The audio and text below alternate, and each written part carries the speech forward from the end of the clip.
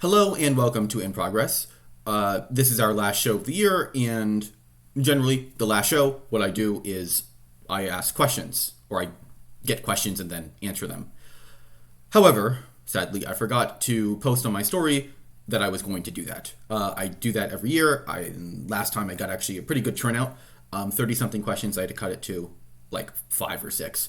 However, no, I didn't cut it to 5 or 6. I cut it to a little bit more because it was the election season.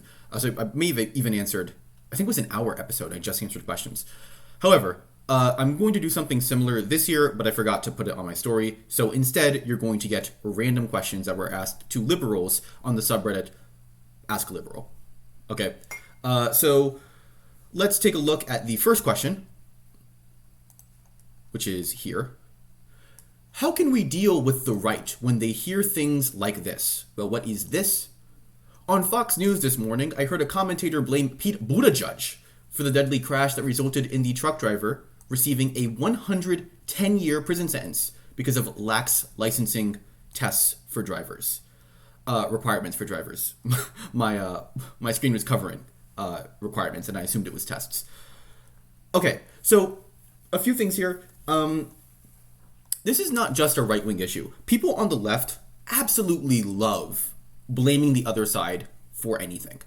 And on the right, Pete Buttigieg has become, or Buttigieg, as Tucker Carlson says, has become a bit of a boogeyman, actually. And the reason why, I mean, I don't really know the reason why. I could guess the reason why. But Pete Buttigieg has just been seen as this, this technocratic monster by the left for a while. And the right seems to be doing something similar, except not particularly focusing on the technocracy there. So blaming Pete Buttigieg actually has been something that's done quite a bit. In fact, I'm going to pause. If we look at, Crystal Ball, who is, the major thought leader on the left... It's almost silly to even claim that. But if we look at that, 1, 2, 3, 4, 5, 6, 7, 8 videos directly on Pete Buttigieg, which they've only been around for 6 months, so that's quite a bit just on Pete Buttigieg. Soul-sucking Pete Buttigieg doc. New doc reveals Pete Buttigieg emptier than we thought. Okay, the left does similar things. And that seems to me to be something that the left and the right do often. And I'm sure the center does it. I just probably don't notice it because I would consider myself center-left. So the center-left actually does do it with the Resist. A lot of the Resist Twitter crowd tends to do that. But really, it tends to be that institutions are more important than any one person. And that could be a bit... controversial, but I think it's probably true. Okay, thoughts on Fauci telling people to avoid parties this year? So, I actually looked into this beforehand, and it seems like this is not really what was said. I don't know why I didn't have this open originally, but Fauci, when you're talking about a New Year's Eve party where you have 30, 40, 50 people celebrating, you do not know the status of their vaccination, I would recommend strongly stay away from that this year. There will be other years to do that, but not this year. So he's not telling people to stay away from parties. He's telling people to not go to very large parties. Okay, I don't really care that much. Also, he's saying if you don't know the vaccination status. So that's another thing that's a bit silly with this question. So I'm not even really going to answer that because he didn't say it. Okay. 3, does a person's belief in religion impact their credibility for you? The answer there, to me at least, is no.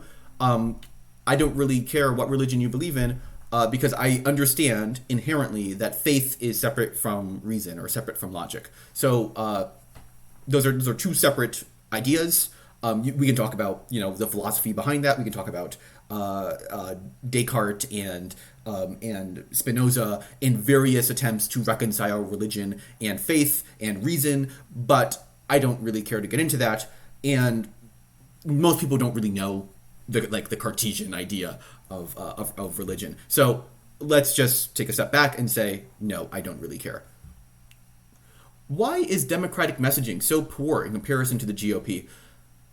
I think people think Democratic messaging is poor because Democrats aim to reach educated voters when the educated are not a very big portion of the electorate comparatively. However, Democratic messaging isn't particularly poor compared to the GOP. The GOP just has easier lines, right? The GOP's lines are easier to understand, just inherently, I think. And I think pointing to like institutions and a variety of other different things is difficult because populist messaging will always win as opposed to like messaging that really looks at the actual issue.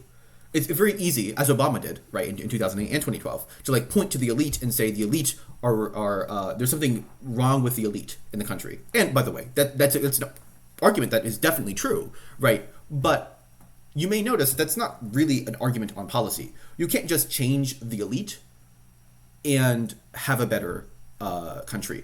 You need to really look at something institutional, and you need to make those changes. So Democratic messaging is poorer because the GOP is more populist in messaging, and it's easier to understand small government. It's just easier to understand those things than it is to understand Democratic messaging. I think it's inherent. Who will bend, Trump or the base? On what vaccines, it seems? Well, Trump never really bent, on the vaccine, really. The big thing here is that the base is not actually anti-vax. There are very strong components of the Republican Party that are anti-vax, but I don't believe that the Republican Party base writ large is necessarily anti-vax. So him getting booed for getting the vaccine booster, as it says here, I don't think that's particularly important.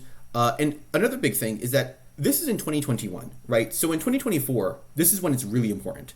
And Trump now has in his back pocket the idea that he was never anti-vax. So he can separate himself from what the Republican Party did about vaccines in the early part of the Biden administration. And I think that's actually a pretty smart move from someone who is generally stupid. Why is Ronald Reagan singled out as a bad president? I understand that things used to be a lot better before Reagan, probably not true, and he brought upon a lot of deregulation. But how did one man change the shape of politics so much? So by this criterion, I don't believe you can say that Ronald Reagan was a bad president. And the reason why is because Ronald Reagan transformed this country's view of government. And as a result, he was effective. He was extremely effective. Now, whether that relates to his policy is difficult to ascertain. Reagan, of course, had the recession in '82, and the recovery was fairly strong from that. But and he won one of the largest landslides in American history. So I don't know whether you can say that he's a bad president, right? When you have like Ford and even Carter, right? Who I may agree with more generally on policy and even on outlook of the country, but I don't know whether you can say that Carter is a better president than Reagan because everyone who was around under Carter basically hated him. Well, not hated him, but hated his government style, which at that point is not really a difference. Is there any way the left could recreate this change to push its own goals? I don't know. The Reagan Democrat was a very it's a very weird thing to have a Reagan Democrat in 1980 because you have like these ancestral Democrats who switched their vote to Ronald Reagan in 1980. I don't know whether that can be built upon or whether that can be done. I think if it could be done, it would be done by someone like an Obama, right? And I don't see anyone like that right now. And Reagan was around in the 60s. He was around in 64, right? He gave the speech for Goldwater. He was around in 76. He primaried Ford, right? So Reagan was not out of nowhere, right? He wasn't just like an actor and then decided to become president. He wasn't like Donald Trump in that sense. He was much more built politically than Trump and much more, I mean, he wasn't particularly smart. In fact, he was perhaps one of the dumbest presidents that we've had in terms of being president. He was just like bad in that sense. But it's important to note that like his draw came from his personal affect, as well as his easy to digest message, and also his moves to woo the evangelical base. So it's just building the moral majority, as it was called. So there's just so much that goes into that I don't know whether you can say Ronald Reagan can be done again, because you can't really do something like that again, I don't think. At least especially in this partisan environment, that's not something that will occur for the left in the next 20 years.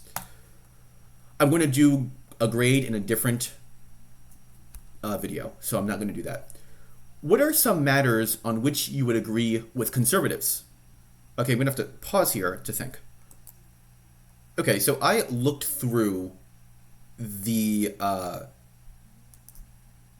comment section there, and it seemed to me that people did not understand the question. The question was, what are some matters on which you would agree with conservatives? And people just gave like, I wouldn't agree with conservatives, or I'd only agree on the problems and not the solutions, which in that sense, you're not really agreeing with them because problems are less important than solutions. So for me, I wrote a few down that I think are quite important. So the big one for me, actually, that I don't think anyone mentioned here, is that I agree with conservatives on the basic idea that people need to take personal responsibility, that the most important thing is the individual. And if an individual is able to get their ducks in a row, right, then they will probably have a good time in the United States. That being said, what I disagree with conservatives about is that it is more difficult for certain people to get their ducks in a row, per se. So that's a major thing that I agree with conservatives on, but we may have different ideas on to the extent personal responsibility can actually carry you. The rise of China, I'm a China hawk, so that one is I think self-explanatory. Police, I think that police should exist, right? But I don't think that's a conservative belief. I think that's a general belief. Liberals also believe police should exist, and I think the defund movement and especially the abolish movement tend to be on the far left. Cancel culture, I think it's an issue, right? I don't think it's as big of an issue as Republicans say, but I think it's an issue because it actually alienates voters who are in the center and on the right. The family as the most important building block, other than the individual. I think the family is also an extremely important thing, and that the government should support families and should be able to make sure that families continue to exist in the U.S. And the idea that there is a right to bear arms, I think that's true in the Constitution.